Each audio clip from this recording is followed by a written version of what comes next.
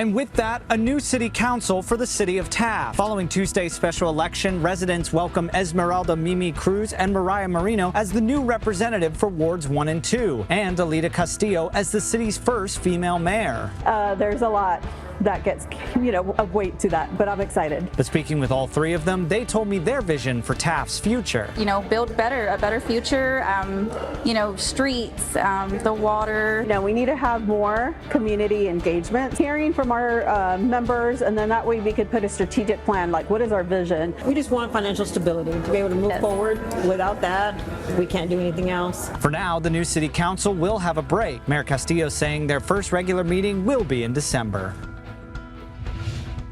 A neighbor living here at Clear Lane Gardens says he is fed up after dealing with plumbing issues inside of his apartment. Michael Bueno has lived at the property managed by Bubonic Gardens under the Corpus Christi Housing Authority for about a year. Since the day he moved in, he says he noticed sewage backed up into his bathtub and sink.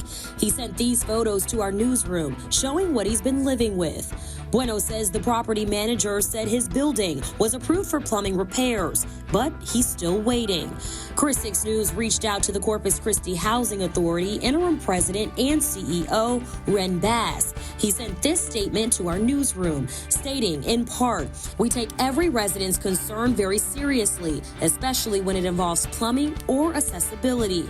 Late last week, a specialized plumbing professional determined that a major sewage pipe break was under the building. However, the incomplete repair is not affecting Mr. Bueno's unit. Our property manager spoke to Mr. Bueno last week, and he did not disclose any new issues with plumbing." Firefighters rushed to Lynch Street after a house fire quickly spread to nearby homes. Crews spent hours putting out the flames, but for one family, the damage was already done. The home belonged to Maria Martinez, who was inside when the fire started. Her grandchildren say a neighbor helped her get out safely. While no one was hurt, the family says the house, filled with 6 decades of holiday memories, is now destroyed.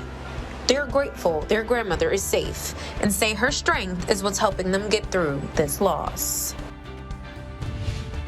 I'm Tony Jaramillo, your neighborhood news reporter on the South Side. I'm here at the Woolridge Apartments, where one resident has decided to step up for the community in a big way right out of her home. We have pasta, we have baby food. Outside of Unit 2003 at the Woolridge Apartments is this 4-tier rack. It's called the Community Food Pantry, and it's filled with food. It breaks my heart to know that there are people out there that don't have food. With the continued uncertainty regarding the distribution of SNAP benefits, Ashley Shed Munguia says she knew she had to do something. She estimates 25 to 30 families have already picked up food since she started the pantry on November 1st. Ashley explains that this topic for her hits home.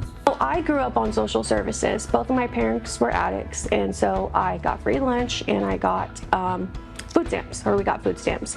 And so I know how it feels to not have food. Here is all the info for the food pantry. We'll be sure to include it on our website. On the South Side, I'm your neighborhood news reporter, Tony Jaramillo, Chris 6 News.